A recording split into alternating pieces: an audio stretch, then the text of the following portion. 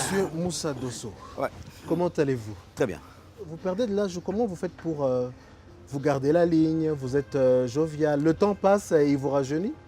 Oui, c'est ce que les gens disent, mais je pense qu'avant tout, il y a un régime alimentaire qu'il faut Une suivre. discipline? Une discipline, oui, bien sûr qu'il faut suivre. Régime alimentaire et un peu de sport. Normalement,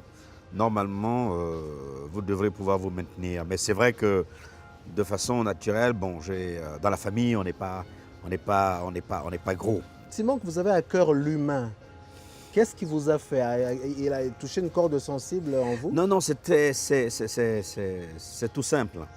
Vous savez un peu comment les structures familiales sont organisées en Afrique. Tous ceux qui ont eu la chance de réussir, et ça a été le cas de mon père, eh bien, tous ceux qui sont de notre village, qui, pour des raisons, on va dire uniquement de relations familiales, chaque fois qu'ils arrivaient à Abidjan, ils allaient chez mon père. Qu'est-ce que vous appelez réussir? Quand vous dites mon père a réussi, Quand j'ai dit mon père a réussi, c'est-à-dire qu'il avait un niveau de vie qui lui permettait justement d'abord d'élever ses enfants, mais de recevoir du monde chez lui à la maison. grâce à une certaine éducation ou il a hérité de sa famille? Non, pas du tout. Il s'est fait lui seul. Parce que ses parents étaient au village. Lui a été à l'école. Rappelez-vous simplement au lendemain des indépendances. Bon, ce sont des gens qui n'avaient pas beaucoup de moyens, mais les tout premiers qui ont pu aller à l'école ont pu avoir des positions dans l'administration centrale et qui leur a permis, n'est-ce pas, d'aider les autres, d'accueillir et d'aider les autres. Je crois que c'est exactement ce qui s'est passé. Lui travaillait aux finances. Et à un moment, d'ailleurs, il a été économe à l'École nationale supérieure des TP de Côte d'Ivoire. Et c'est pendant toute cette carrière-là qu'il a pu, d'abord, éduquer ses enfants, mais également éduquer, j'allais dire presque Mankono, parce que tous ceux qui venaient à Abidjan recherchaient la maison du vieux Dosso, Adama, et ils y allaient et ils étaient logés. Je veux dire, c'est l'Afrique. Et le petit Et beaucoup, Dosso, beaucoup sont passés, Ouais. beaucoup sont passés justement dans à l'École nationale supérieure des TP, et ce sont des cadres aujourd'hui et des gens qui, il faut dire la vérité, nous rendent cela parce que ils sont passés entre les mains et à la maison chez nous pour leur éducation. Et à l'intérieur de tout ça, bon, évidemment, donc, moi j'étais à l'école et j'ai gravi bien sûr les échelons. Et moi, jusqu'au niveau de la 3e, j'ai fait mes études à Abidjan, au 200 logements. Et juste quand j'ai eu le BPC, je suis allé en France, à Meaux, exactement.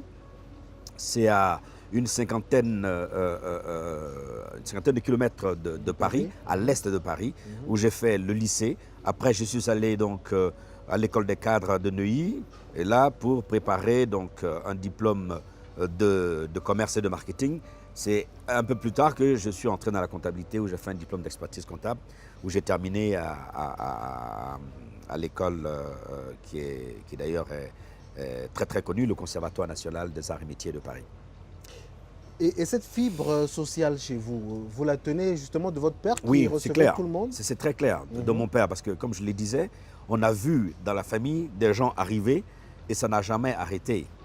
Alors, il disait toujours d'ailleurs, si vous avez les moyens, aidez les autres. Aidez les autres. Lui a tout partagé. Pourquoi? Parce que vous étiez une famille de croyants ou bien... Non, je pense que c'était une philosophie de vie. Il a eu la chance de réussir. Et il a aidé beaucoup de gens qui sont venus de notre village pour Abidjan. Et il logeait à la maison. On n'a jamais manqué vraiment de nourriture, on n'a jamais manqué d'éducation. Et ceux qui venaient, bon, vivaient avec nous, mangeaient avec nous, allaient à l'école avec l'appui de mon père. Et ça, c'est vraiment des valeurs qu'il a partagées pendant toute sa vie, parce que maintenant il est décédé. Et bon, je pense que c'est un peu... en l'observant, que probablement il y a cette philosophie de vie est née en moi. Alors, la dernière fois que nous discutions, vous étiez ministre des Affaires sociales. C'est vrai. Du travail, des affaires sociales, de la formation professionnelle. Et de la formation professionnelle. C'était d'ailleurs mon dernier poste que j'ai quitté au mois de janvier 2017. Et depuis, vous avez intégré la BAD, la Banque africaine de développement, où vous êtes un des 20 administrateurs de cette banque. Oui, c'est Et exact. vous avez la région de la Côte d'Ivoire et Oui, des deux Guinées, tout à fait. Guinée-Bissau, Guinée équatoriale. Absolument. Est-ce que votre action d'ancien étudiant en gestion, qui aujourd'hui est dans la plus grande banque africaine, Oui. est-ce que cela favorise ou défavorise votre action sociale? Non, alors pas du tout. Je pense que, d'abord, il faut savoir que la Banque africaine, vous l'avez dit vous-même, hein, la Banque africaine de développement est une très très grande institution et qui appartient au continent africain. Et j'ai en charge le bureau qui s'occupe de la Côte d'Ivoire, de la Guinée-Conakry et de la Guinée équatoriale. Mais les actions qui sont menées par la banque, c'est vraiment l'impact sur le développement en Afrique. Et je crois que je suis ici à Kigali dans le cadre des discussions sur le FAD 14e édition. qui est là pour voir les conditions dans lesquelles nos partenaires, les non-régionaux, comme on les appelle, les Européens, y compris les États-Unis et la Chine, peuvent apporter davantage de ressources pour aider le continent. C'est vraiment cela la réunion auquel j'ai pris part à Kigali.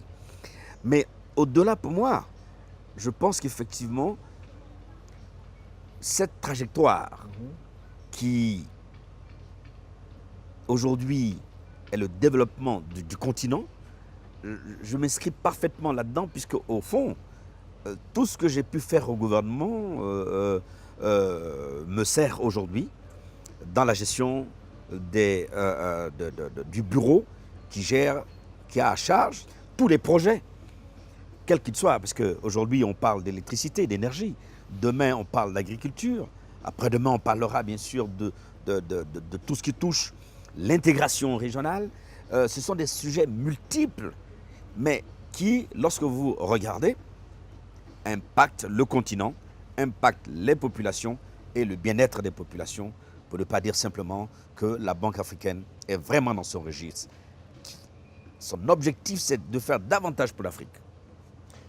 Oui. Nous avons d'ailleurs, donc je termine sur la banque parce que c'est pas ça l'objet de notre réunion, mais je tenais à dire qu'aujourd'hui, la Banque africaine de développement travaille sur 5 piliers qu'on a appelés les I5, éclairer l'Afrique, nourrir l'Afrique, intégrer l'Afrique, industrialiser l'Afrique et impacter sur le niveau de vie des populations du continent. Alors, vous voyez que ça, c'est vraiment des activités que la banque mène, mais comme je disais, je ne suis pas là pour parler de la banque, mais je tenais à dire quand même que c'est une institution importante qui aujourd'hui compte sur le continent et bien sûr dans le monde entier. Mais revenons à Mankono, d'où vous venez. Vous voulez travailler essentiellement, si je vous ai bien compris quand on préparait l'émission, sur la santé et sur l'éducation. Or, on sait que les écoles à Mankono sont dans des paillotes. Exact. Est-ce que vous avez un calendrier précis pour sortir ces enfants de ces paillotes? Alors, d'abord, je dois dire une chose, c'est que, vous l'avez rappelé, j'ai un passé politique où j'ai été pendant longtemps ministre, pendant 14 ans, et j'ai eu à charge les questions de l'éducation puisque j'ai été moi-même ministre de l'enseignement technique et de la formation professionnelle. Aujourd'hui, j'ai encore ma casquette politique. Je suis député et président du conseil régional de la région du Béret. Et maire? Oui, je suis maire. Alors, il faut dire que pendant les campagnes qui se sont déroulées au mois d'octobre, où j'ai été élu président du conseil régional, mais je dois dire c'est une équipe, c'est 39 conseillers régionaux qui travaillent à cela. Notre objectif a été justement d'expliquer aux populations ce que nous entendons faire pendant ces 5 ans de mandat qui commencent en octobre 2018 et qui se termineront en 2023. C'est bien ça, 5 ans. Alors, ce qui a séduit justement les populations qui nous ont portés à la tête, ce sont les chantiers sur lesquels nous allons travailler pendant ces 5 années. D'abord, sur la question de l'éducation. L'éducation reste une des préoccupations majeures de notre continent, mais particulièrement de la Côte d'Ivoire, mais aussi de Mankono. Le deuxième chantier que nous allons aborder, c'est la question de la santé. Vous le savez, la santé est au cœur de tout. C'est parce qu'on est bien portant qu'on va aller à l'école. C'est parce qu'on est bien portant qu'on va travailler, etc., etc. Donc le deuxième chantier, c'est vraiment la santé. La santé, puisque vous parlez de santé, il y a vraiment quelque chose qui que j'ai trouvé très bien dans votre action, c'est l'ADEME, Oui. qui existe depuis 10 ans, 2008. Exactement. Où vous êtes carrément, comment dire, à la base d'un projet fort louable Oui, d'opération de la cataracte. c'est ça. Donc, il y a entre 1500 et 2000 patients Oui, qui bénéficient de ces soins. Grâce aussi à votre partenariat avec un hôpital tunisien et le Fonds Banque islamique de développement. On fait un nombre de patients qui ont été soignés. oui. Alors, je dois dire qu'effectivement, depuis... Ça, c'est du concret. Ça, oui, exactement. Outre toutes ces activités que je mène, depuis une dizaine d'années, je travaille à aider à la santé, à l'éducation. Mais dans le domaine de la santé, j'ai une fondation qu'on appelle la Fondation ADEME, qui a pour objectif d'aider les indigents, nous allons dire, de ma région. Mais je dois dire que devant la Mankono, essentiellement.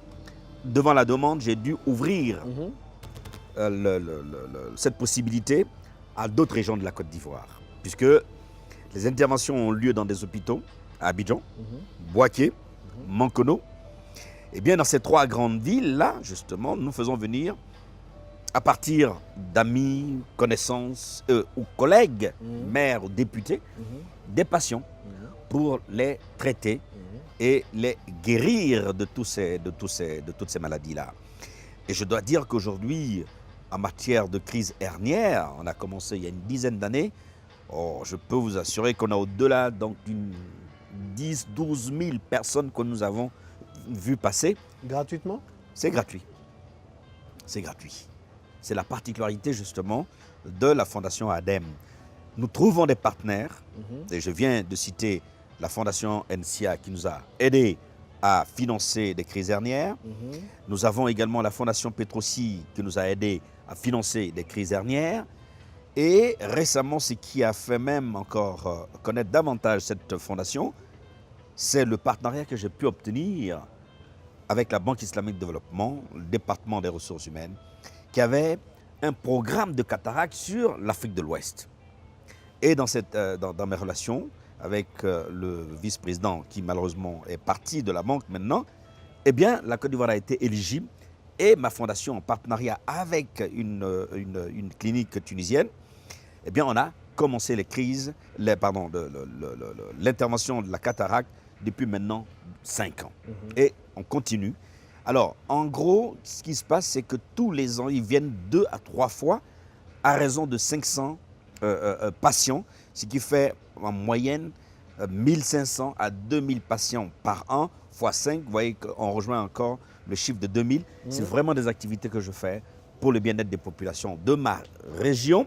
Mais comme je l'ai dit, devant la demande, très forte demande, on a dû ouvrir à l'ensemble des patients de Côte d'Ivoire. Et je peux vous assurer que ça a été une activité qui a été bien appréciée par l'ensemble des autorités de la Côte d'Ivoire qui s'occupent bien sûr de la santé, mais également par toutes les hautes autorités de ce pays. Moussa Dosso use forcément de ses réseaux, parce que ce sont les réseaux qui financent ce genre Oui, il faut dire la vérité, parce que je veux dire, le fait d'être resté longtemps dans l'administration, mais avant j'étais au secteur privé, donc ce sont des amis du secteur privé. J'ai parlé de la Fondation NCA par exemple.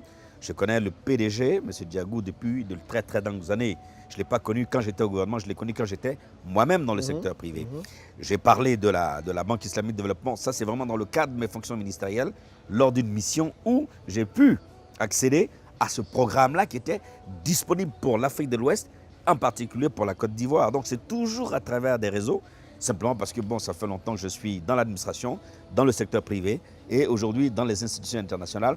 Je ferai bénéficier, dans la mesure du possible, et je dois dire de façon tout à fait consciente et humaine, tout ce que je vais avoir pour faire du bien-être aux populations de chez moi. Je crois que ça, c'est vraiment Nous ne une pouvons pas- fréquence, un point que je tiens à souligner. Tout à fait, nous ne pouvons pas en parler sans parler de ce dont le monde entier parle aujourd'hui, la jeunesse africaine, une partie de la jeunesse africaine qui fouille une certaine misère. Tout à fait. Il y a déjà plusieurs milliers de jeunes, de personnes, des femmes enceintes, d'enfants qui sont tombés dans la Méditerranée. Malheureusement. Est-ce parce que finalement toutes ces politiques sont plus théoriques que pratiques?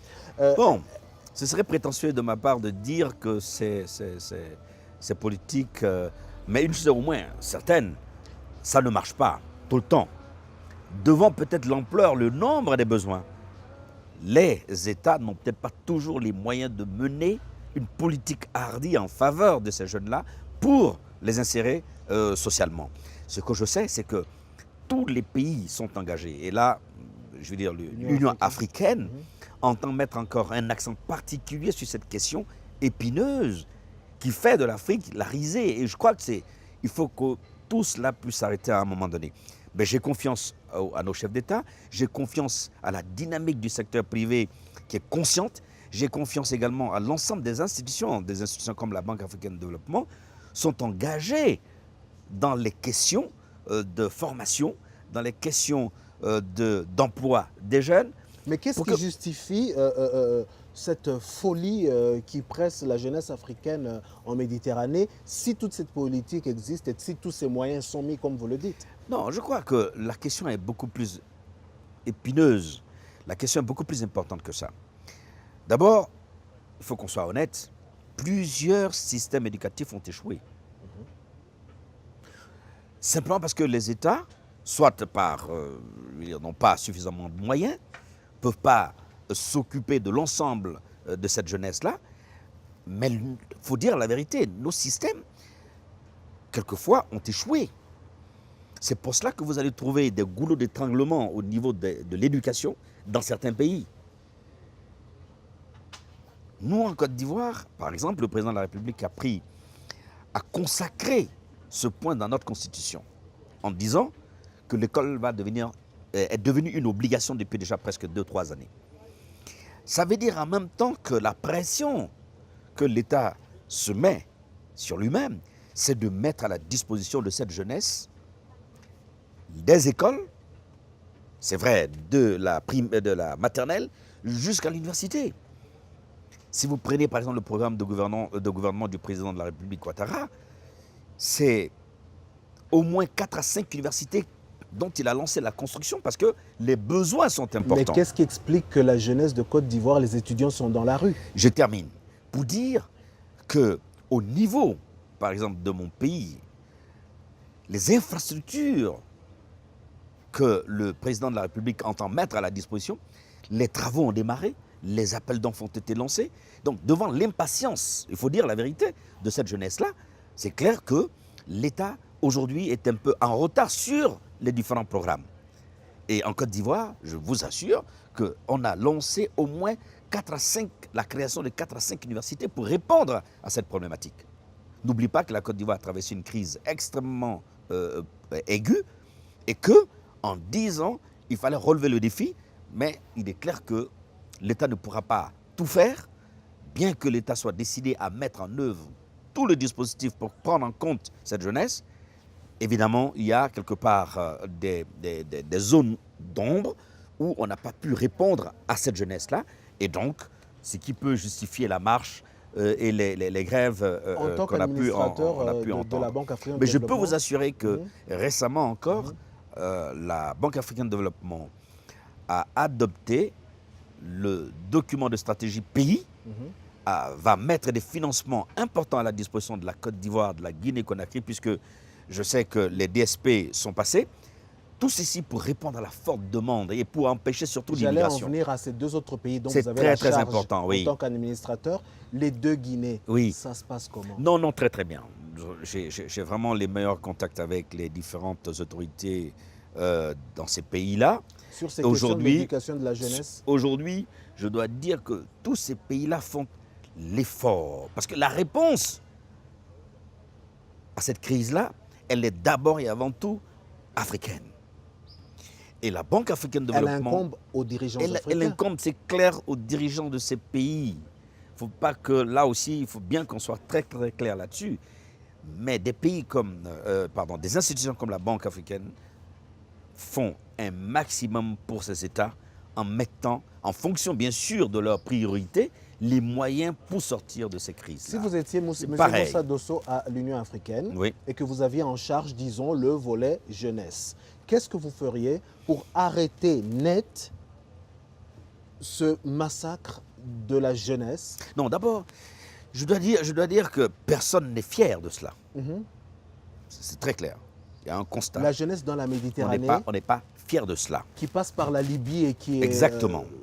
C'est clair. molestée comme on l'a vu. Personne, je dis bien, personne n'est fier de voir ces jeunes-là, ces ressortissants africains qui, avec des ballots, vont traverser la Méditerranée, avec tout ce que ça comporte Qui laissent comme leur vie.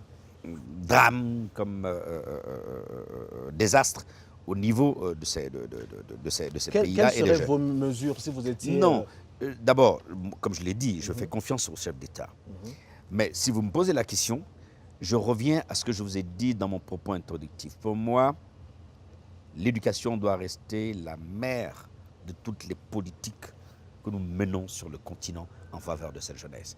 C'est parce que ces jeunes auront été à l'école, auront eu une formation, je peux vous assurer que la formation, pour moi, reste la clé de la résolution de ces crises-là. C'est peut-être pas en totalité, mais je peux vous dire en grande majorité, quelqu'un qui est formé, qui a un métier, il ne va pas à l'aventure. Même s'il va à l'aventure, il va aller à l'aventure dans des conditions bien meilleures que celles auxquelles nous assistons à la date d'aujourd'hui. Donc l'accent, ce serait mettre un accent particulier, je dis bien, sur l'éducation. L'homme qui est formé, qui est éduqué, a une autre attitude face à l'aventure. Je peux vous assurer. Aujourd'hui, la nouvelle secrétaire de l'Organisation internationale de la francophonie parle aussi beaucoup de jeunesse. Mais quand on parle de C'est une jeunesse, question qui est plus quand actuelle on parle de qu'avant. jeunesse, on parle avant tout de la formation de cette jeunesse. Parce que ces jeunes qui sont aujourd'hui la mamelle, si je peux donner une image de notre continent, il faut bien que ces jeunes-là reçoivent une formation. Et que les gouvernements et les institutions mettent en œuvre des dispositifs pour insérer ces jeunes-là. Vous êtes formés, vous êtes insérés. C'est clair, c'est net, c'est précis. Ce sont des fonds qu'il va falloir mettre à leur disposition pour que, une fois formés, si dans la fonction publique ils n'ont pas les emplois, s'ils n'ont pas des emplois dans le secteur privé, eh bien qu'ils se prennent en charge. Qu'ils se prennent eux-mêmes en charge. Parlons de prise en charge. D'où ici l'importance de quelques grands hommes d'affaires africains, le Melou, Dangote, Nsia, bien d'autres, qui, à partir de leurs fonds propres, vont mettre de l'argent à la disposition de ces jeunes-là pour les former dans le business et qu'ils se prennent en charge. Moi, Ça, c'est à saluer. Moi, j'ai envie de rappeler à votre mémoire un petit garçon de 5 ans qui avait un problème de santé, que vous avez pris, vous, et vous en avez fait presque, aujourd'hui, c'est un jeune garçon, un homme, bientôt. Est-ce que chaque Africain ne pourrait pas apporter sa petite part de contribution C'est possible. en prenant au moins possible. un enfant à sa charge? C'est possible. Est-ce que ce serait Je un veux dire, début de solution? Bon, c'est clair que toute action qui mène à sortir un jeune des difficultés sera louable, sera saluée. Ce ne sera pas suffisant parce qu'il s'agit de mettre en œuvre une réelle politique à une échelle beaucoup plus importante pour que le maximum de jeunes puissent bénéficier de cela. Mais des actions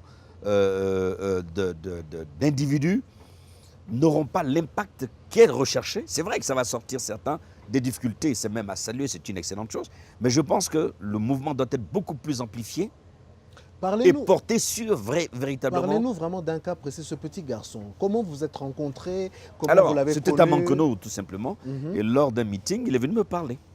Ses parents sont venus avec lui, me poser le problème. Il avait un problème de jambe? Il avait un problème de jambe, je pense que c'était la polio, quelque chose comme ça. Et il fallait l'aider à obtenir une prothèse. Et c'est ce que j'ai financé. Et j'ai revu d'ailleurs ce jeune homme-là au mois d'octobre pendant la campagne. Et il est en terminale. Vraiment, j'ai assuré sa scolarité depuis le CP1 jusqu'en terminale. Et j'espère que cette année, il va réussir au bac. On pourra encore l'aider à avoir un stage et pourquoi pas faire des études supérieures. En tout cas, c'est vraiment des actions que je mène à titre tout à fait personnel devant la détresse de certains jeunes, devant la détresse de certaines familles. Et comme Dieu m'a donné quelques moyens, ben, j'essaye d'aider les uns et les autres pour leur bien-être. Est-ce que votre propre jeunesse autour de vous, que ce soit à Abidjan ou à Mankono quand vous y allez, est-ce que parfois vous avez des moments de vérité où vous regardez les jeunes en face et vous leur dites « prenez vos responsabilités », surtout ceux qui ont atteint une certaine majorité? Alors, c'est difficile, je vais vous dire pourquoi. De les rencontrer, de leur parler? Non, non, c'est pas ça la question. Je les rencontre, je parle avec eux, mais je veux dire, il leur a manqué quelque chose à l'enfance, c'est l'éducation. Or, à ces âges-là, il est difficile de refaire leur éducation, c'est-à-dire je ne vais pas les ramener au CP1. Donc ce que nous essayons de faire, c'est les aider dans l'alphabétisme, il y a des programmes, et évidemment, voir avec les centres techniques, parce que j'ai un centre technique à Mankono avec qui je suis en discussion, pour voir comment ces jeunes-là peuvent être formés. Parce que, je veux dire, sans formation, qu'est-ce que vous pouvez faire? Vous n'avez aucune formation. Vous allez finir directeur d'école alors? Non, ce n'est pas impossible d'ailleurs. C'est vraiment quelque chose que personnellement, si je dois le faire, je le ferai sans hésiter. Parce qu'il s'agit encore de la formation des jeunes, de la formation d'adultes. Parce que je vous assure que sans formation, vous êtes un homme complètement esselé. Il faut bien que vous fassiez quelque chose. Que faire si vous n'avez pas de formation? Vous n'avez pas de métier, vous ne parlez pas français. Qu'est-ce que vous pouvez faire dans ce contexte aujourd'hui? Et c'est un peu ces équations qu'on essaye de résoudre à notre niveau. Parler français, parler anglais. Bon, là encore, vous demandez beaucoup plus. Mais c'est vraiment l'éducation primaire, qu'il sache s'exprimer, qu'il sache se défendre. Mais sans aucune formation, que peut-il faire? Et ce sont des équations qui sont aujourd'hui posées à bon nombre de chefs d'État. Et c'est tout cela qui pensent que c'est l'aventure qui est bien. Moi, je pense que non. Ils peuvent demeurer en Côte d'Ivoire dans des programmes, ils peuvent demeurer à Kigali, ils peuvent demeurer donc au Maroc, parce que la question, elle est vraiment africaine. Il faut trouver une solution à l'échelle africaine. Mais à la date d'aujourd'hui, je peux vous assurer que presque toutes les politiques intègrent cette dimension de la formation des jeunes pour qu'ils puissent s'auto-employer. Ça, pour avoir été longtemps dans le gouvernement, je peux vous l'assurer. Et bien entendu, tout dépend de l'ampleur des fonds à investir pour sortir ces jeunes des difficultés et bien sûr éviter qu'ils aillent à l'étranger, comme on l'a dit, dans la Méditerranée. Il vous manque le gouvernement? Non. Non, parce que simplement, je suis dans une institution qui, à l'échelle d'État, finance ses activités, finance ses plans de développement, finance ses politiques sectorielles, l'éducation, l'agriculture, l'énergie, etc. Je pense qu'effectivement, pour nous, c'est extrêmement important de demeurer dans cette institution et apporter un maximum à ces pays-là qui en ont besoin. Parler d'éducation, c'est forcément parler de la femme, de la mère. Est-ce que la mère africaine est suffisamment éduquée pour ne fût-ce qu'aider ses enfants à faire les devoirs? C'est aussi l'objectif des différents gouvernements. Toutes les politiques aujourd'hui intègrent cette dimension.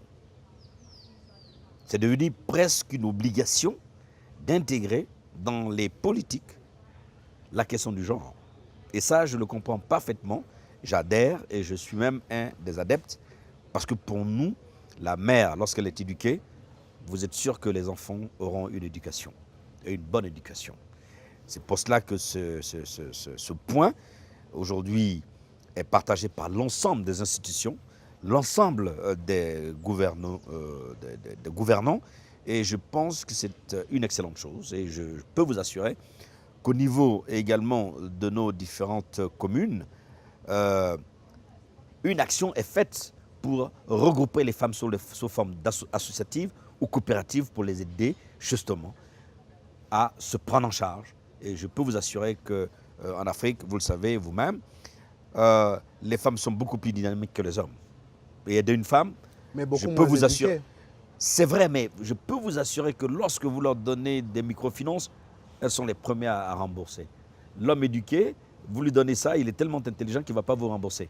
Et ça, ce n'est pas moi qui l'ai dit, ce sont les documents que j'ai eus quand j'étais au gouvernement et les statistiques que nous partageons avec nos collègues de la sous-région, nos collègues africains.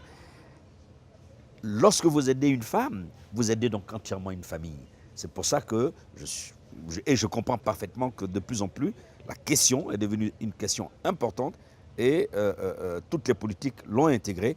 Et je pense que c'est pour l'avenir de l'Afrique, c'est une Même les excellente chose. politiques avec des dirigeants des pays musulmans? Oui, ça n'a rien à voir. Ça n'a rien à voir. D'abord, c'est vrai que les pays musulmans avaient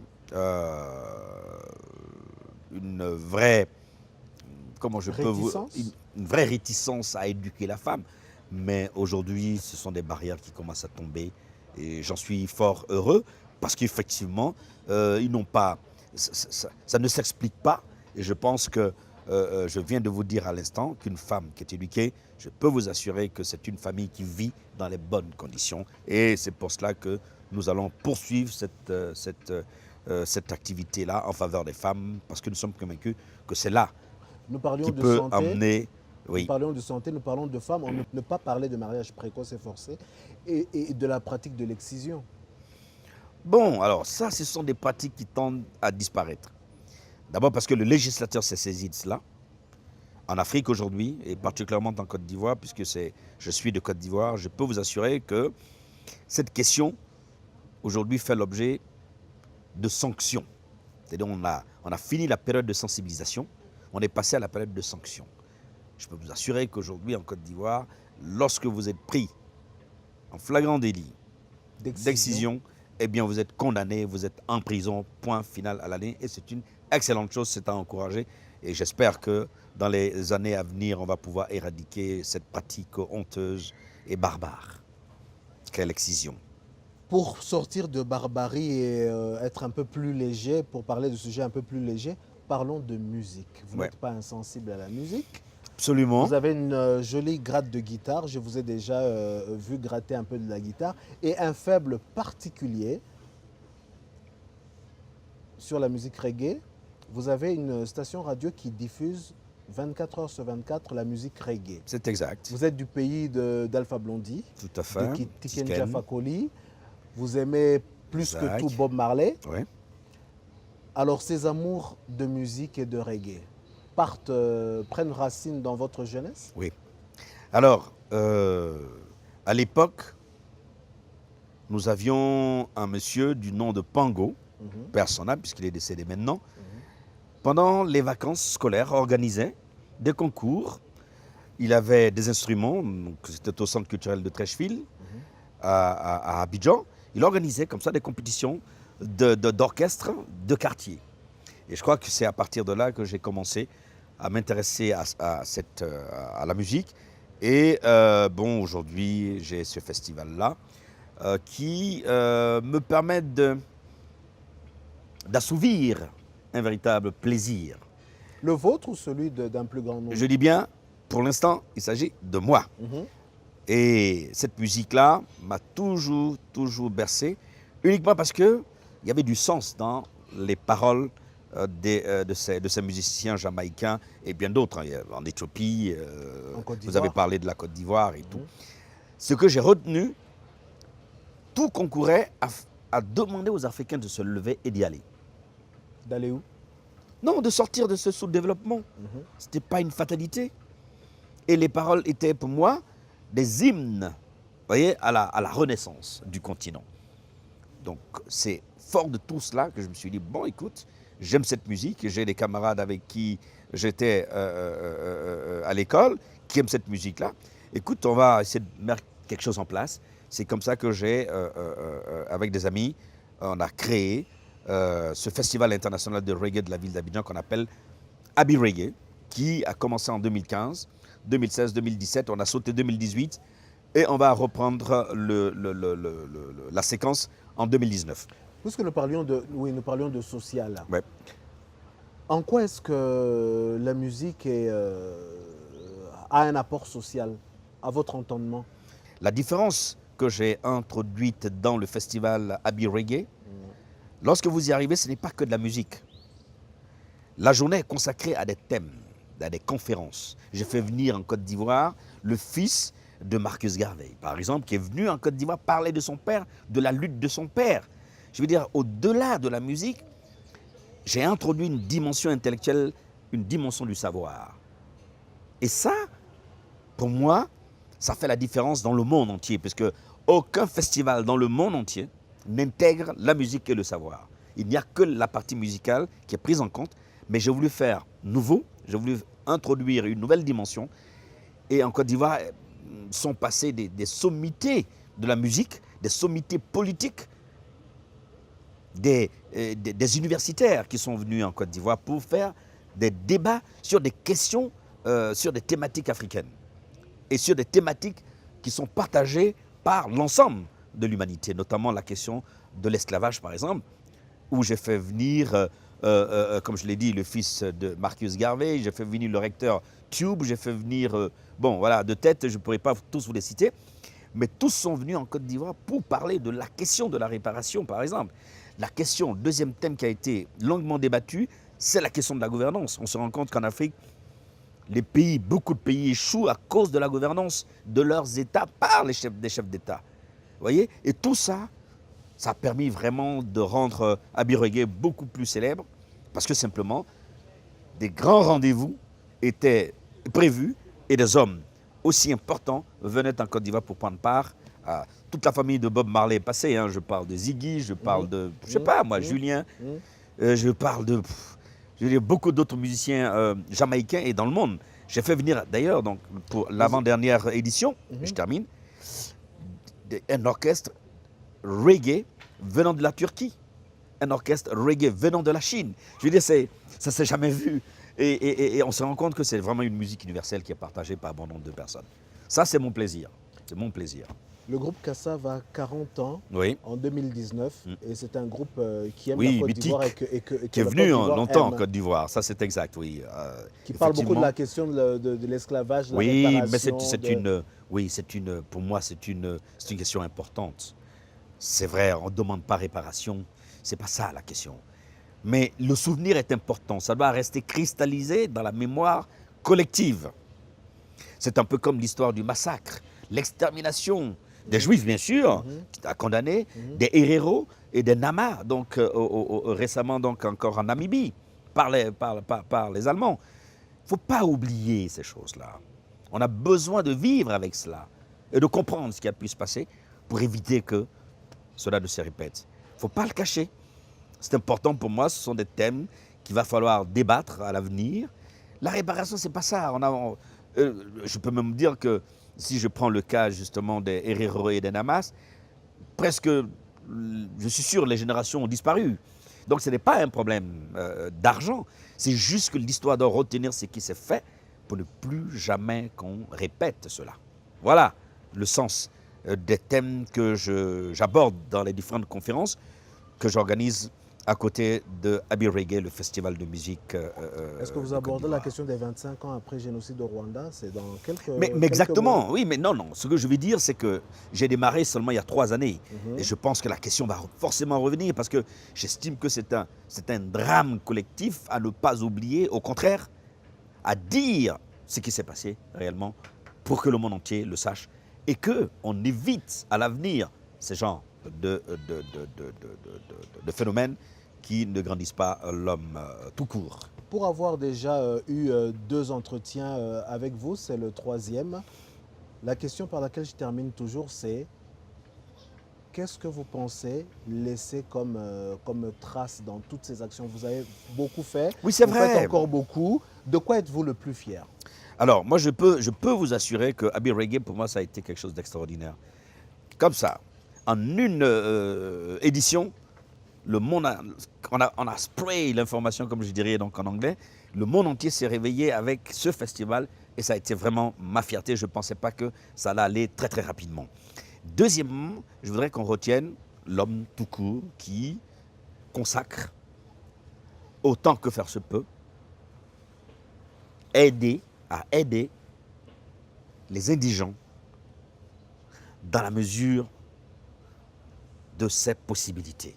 Parce que je le dis, il s'agit de moyens propres, de moyens donnés par des amis à moi, donc mon réseau, pour faire davantage au profit des indigents dans mon pays. Je crois que c'est vraiment cela que j'aimerais qu'on retienne.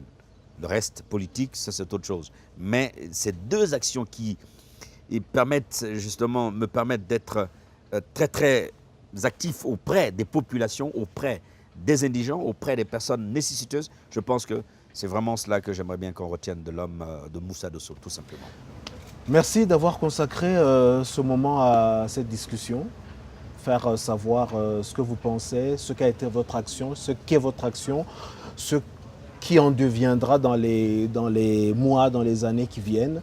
Merci de faire ce que vous faites. J'ai envie de vous le dire au nom de toutes celles et de tous ceux qui bénéficient de ce que vous faites. Vous impactez la vie des gens.